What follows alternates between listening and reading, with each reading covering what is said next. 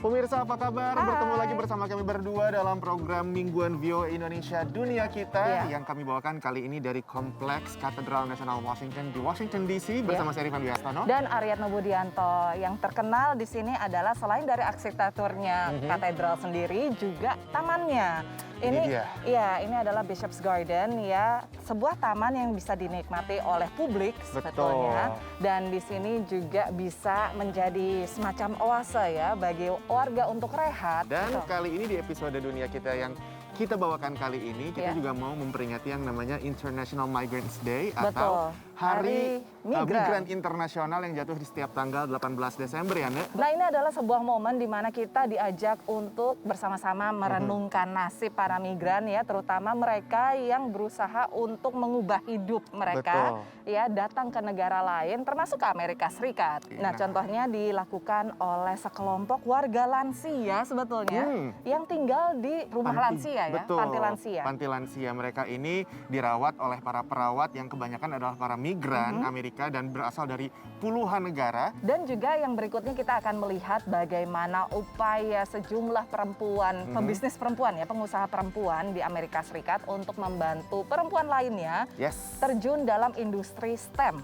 Science, Technology, Engineering, and Mathematics untuk menekuni pekerjaan-pekerjaan di industri tersebut. Women empower women. Who was the second United States president? Oh, John Adams. Yeah. Percaya atau tidak, banyak orang Amerika yang tidak tahu jawabannya. One of the most famous conductors on the Underground Railroad. Harriet Tubman. Para imigran yang dalam proses mendapat kewarganegaraan Amerika ini bertekad kuat. Yes, Susan B. Anthony. Begitu pula para penghuni rumah lansia Goodwin House yang membantu mereka menyiapkan diri untuk ujian. What do we call the first 10 amendments to the Constitution? The Bill of Rights. My father asked me a lot of questions. Even the question, some of them is not in the book, but he also asking me and then give me the answer. So I have to keep it in my mind. Bukan hanya jadi tutor pengetahuan umum. Saat para penghuni Goodwin House tahu bahwa ongkos aplikasi kewarganegaraan mahal $725 atau 10,3 juta rupiah, mereka langsung menggalang dana untuk para staf imigran yang selama ini telah membantu mereka 24 jam sehari. Citizenship for the people who have met all the requirements should not be such an expensive proposition. Tahun 2018, Rita meluncurkan program di mana penghuni bisa ikut membayar biaya pengajuan kewarganegaraan bagi staf imigran. And through a combination of resident donations and staff donations, we had about $40,000 in 2 weeks. It took us a little time to convince staff that this was real and that they should consider it. But after the first few people applied for the citizenship grant and then studied for the exam and got their citizenship, it was just like wildfire. Hello, Miss Jason. Good morning to you. Hello, ma'am. Good morning. How are you? Salah satu penerima hibah penuh adalah Maribel, manajer ruang makan asal Filipina. I come to work not only for the money. I give my 100% and my love to them. You know, I treat each and every one of them as my family. Staf berasal dari 68 negara. Menurut Presiden Goodwin House, industri perawatan lansia di Amerika semakin bergantung pada pekerja imigran. Sekitar 1 dari 4 pekerja di fasilitas jangka panjang seperti ini adalah imigran. We're going to be doubling the size of the senior living population in the next 20 years of the 75-year-olds. And at the same time, we have the lowest birth rates in our country that we've ever had. And so we really need to find people to come in and provide hands-on care, support, etc. And that's where the immigrant population is so critical. What rights do a citizen have? To vote. Sekitar 90 staf imigran di Goodwin House telah mendapat bantuan dana aplikasi kewarganegaraan. Dari Alexandria, Virginia, VOA. Anggapan bahwa industri teknologi dan sains masih jadi milik kaum pria mendorong sejumlah perempuan pengusaha di Washington DC dan sekitarnya membentuk organisasi pada tahun 2014 untuk mendobrak stereotipe itu. The Giving Circle focused on, let's identify nonprofits who focus on girls and young women in STEM. And so our membership model is every year you invest into the circle. So for us, it's $1,100 each year. And the majority of that goes into a grant fund. Menurut sensus, jumlah perempuan di AS yang bekerja mencapai 50%. Namun jumlah perempuan yang bekerja di bidang sains, teknologi, teknik, dan matematika atau STEM hanya 27%. Tahun 1970 bahkan hanya 8%. Jadi ada peningkatan walau sangat lambat. Salah satu LSM penerima hibah Giving Circle adalah Rosie Riverders, yang sejauh ini telah membantu lebih dari 4.000 anak dan remaja usia 4 hingga 14 tahun berkreasi di bidang sains dan teknologi. It's covered everything from our core programming, right? So hands-on interactive after-school, in-school enrichment. And then the second round of funding happened right in the height of the pandemic. And the organization was very quick to respond to kind of the changing needs of the community and nonprofits. Dengan 54 anggota permanen, semua perempuan pengusaha yang sukses, Giving Circle menggalang lebih dari $4.000 sejak terbentuk.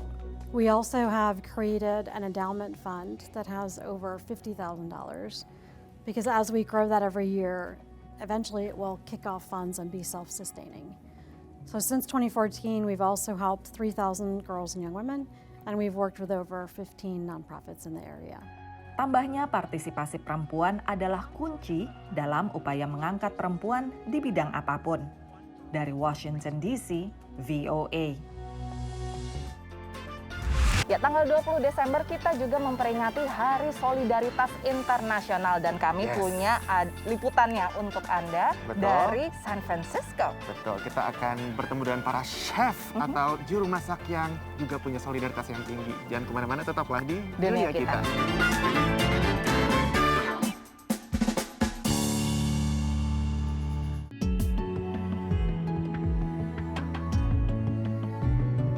Masih di Dunia Kita yang kami bawakan dari Taman di Katedral Nasional Washington DC. Nah, seperti yang sudah tadi kami bahas, tanggal 20 Desember adalah Hari Solidaritas Internasional. Ini merupakan sebuah inisiatif dari PBB yang gunanya untuk mengajak warga di seluruh dunia, yuk kita empati dong ya. Betul. Solider dengan nasib orang lain, jangan sukses sendirian gitu. Kita juga harus memikirkan komunitas dan bagaimana kita membangun komunitas bersama. Tadi kan kita udah melihat women empower women. Nah, sekarang kita akan melihat bagaimana diaspora Indonesia empowers diaspora Indonesia. Yes, kita bakal jalan-jalan ke San Francisco, di mana di sana ada 3 orang chef yang betul mereka ini kemudian bekerja sama. Yuk kita bantu sesama pebisnis kuliner dari Indonesia yang ada di Amerika untuk semakin sukses, untuk memulai merintis bisnis mereka. Kuliner juga di sini, nama acaranya adalah Taste of Indonesia. Udah bisa kebayangkan isinya seperti apa? Yuk kita lihat dulu. Hai, nama saya Henny Minderman. Saya chef dari Dapur Ngebul dan saya memasak makanan yaitu otentik Indonesia. Hai, nama saya Yohanes Ng. I'm the chef and the founder of The Grobak. The Grobak itu menjual contemporary Indonesian street food. Specialty-nya kita adalah bakso. Halo, my name is Jennifer. Saya dari Nusa. Nusa itu offer handmade and unique Indonesian dessert and snacks. Henny Minderman, Yohanes Ng, dan Jennifer Huang, 3 chef dengan menu andalannya malam ini menjadi bintang pada acara Taste of Indonesia yang diadakan di Berkeley, California. Taste of Indonesia digagas Angela Citradi dan Krisnawati Lim untuk mempromosikan makanan dan budaya Indonesia. And we decided that we should do this grand event to celebrate Indonesia and to introduce Indonesia to the Bay Area. So our target audience is people that like high-end dining. And also people that like world culture. Itu tantangan buat kami bagaimana meyakinkan mereka untuk mau membeli tiket untuk hadir ke acara Taste of Indonesia. Dengan membayar $115 atau sekitar 1,6 juta rupiah, pengunjung dapat menikmati 5 macam makanan dari tempe goreng, gado-gado, bakso, I like it better than pho. nasi tumpeng Padang, The rendang is amazing, chef. The rendang is so tasty, perfect. Goes with everything.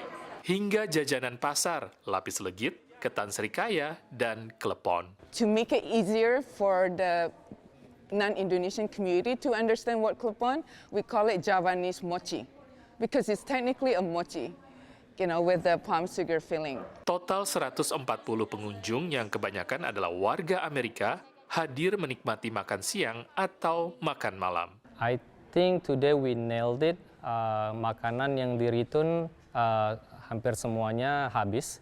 So saya berasumsi kalau pengunjung suka. Patrick Chu menyukai makanan yang disajikan serta seni budaya Bali yang dipentaskan. I think it's a good introduction. It's definitely a very mixed sort of like presentation to be able to introduce it, and I think it's done in a good way. Sementara bagi Rina Dwi Astuti yang malam itu hadir, mewakili Konsul Jenderal RI, tempe goreng menjadi favoritnya. Sebetulnya kalau tempe itu di sini sudah banyak yang mengetahui, tapi tidak banyak yang tahu bahwa tempe itu berasal dari Indonesia. Tanggapan positif dari para pengunjung menjadi angin segar bagi ketiga chef dan penyelenggara acara yang optimis kuliner Indonesia dapat semakin dikenal di Amerika. Untuk kedepannya, Taste of Indonesia ini kami harapkan bisa menjadi platform bagi para usaha UMKM atau small business di Bay Area untuk build the foundation buat keep shining the light of Indonesian business here in the Bay Area or in United States. Semoga makanan Indonesia bisa dikenal oleh masyarakat Amerika, terutama di Bay Area. Dari Berkeley, California, Zulfian Bakar, Andri Tambunan, Nia Iman Santoso, VOA. Jangan kemana-mana, saksikan selengkapnya setelah yang satu ini. Tetaplah di Dunia Kita.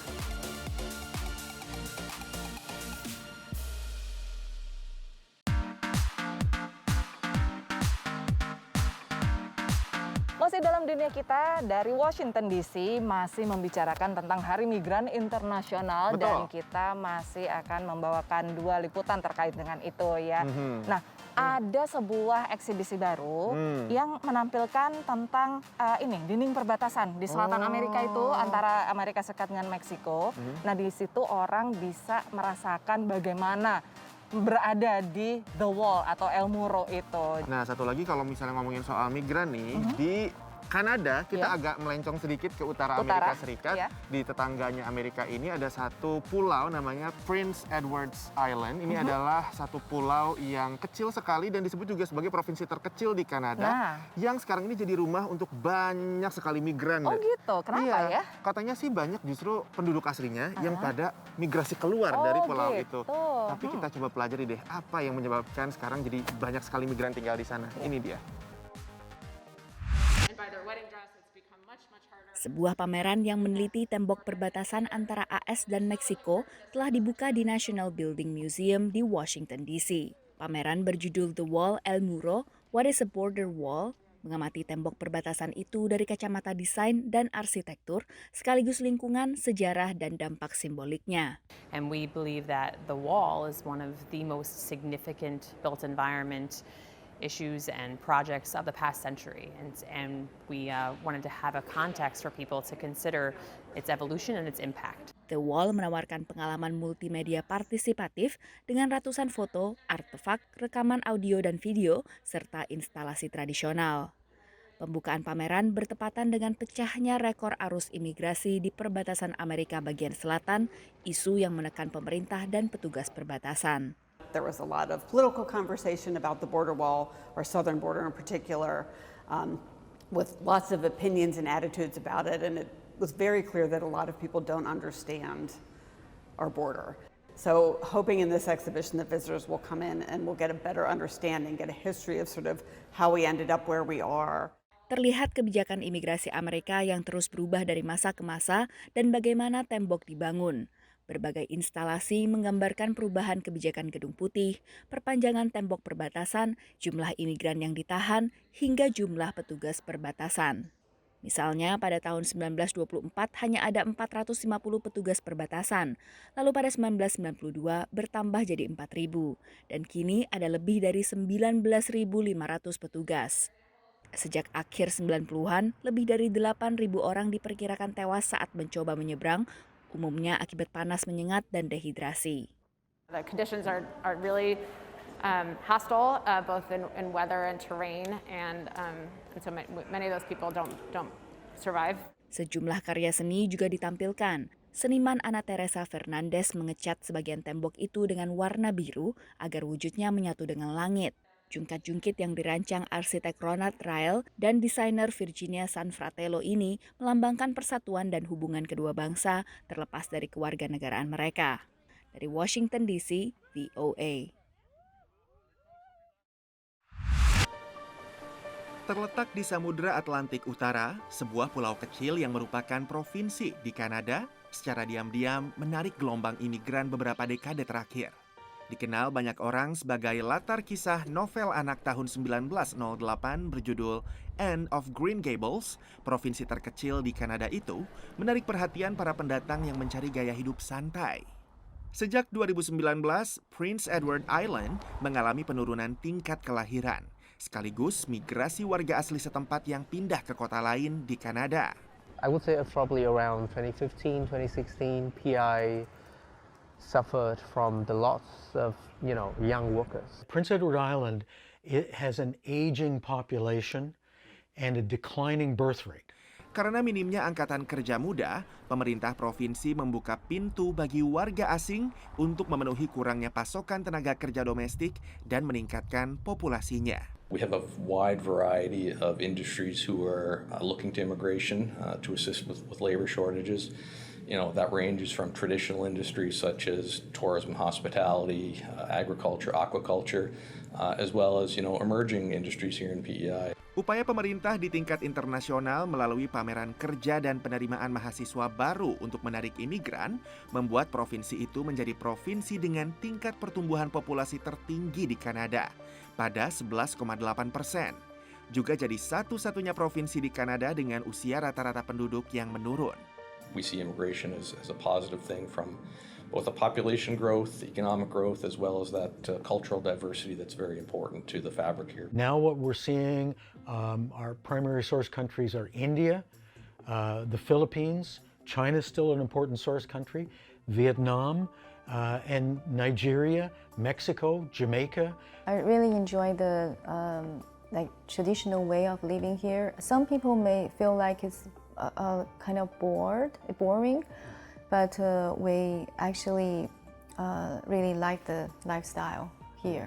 Before I moved here, I actually never heard of PI before, but once I came here, it's I'm not regretting at all. Dengan rekam jejak pertumbuhan yang konsisten dan warga yang hangat, pejabat setempat berharap para imigran menjalani hidup yang memuaskan.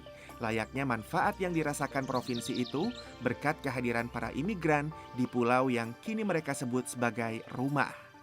Dari Pulau Prince Edward, Kanada, VOA. Tentunya nanti kalau misalnya pemirsa pengen nonton lagi episode-episode Dunia Kita yang lainnya atau yang ini, silakan langsung akses ke YouTube channel kami dengan kata kunci VOA Indonesia, atau mampir ke websitenya VOA di www.voaindonesia.com. Atau juga follow kami di media sosial, di Twitter, Instagram, dan juga Facebook ya, dengan akun VOA Indonesia. Kalau mau nanya ke kita ya tentang apapun kehidupan di Amerika Serikat, boleh langsung aja kirim videonya. Bisa juga reach DM kami berdua ya. Boleh banget. Nah kalau gitu kita pamitan dulu tentunya dari kawasan kompleks Katedral Nasional Washington DC. Saya Rifan Dwi Harstono. Dan Aryatno Budianto. Sampai ketemu lagi pemirsa minggu depan. Stay safe and stay healthy. Bye-bye. Bye. Kita lihat-lihat yuk.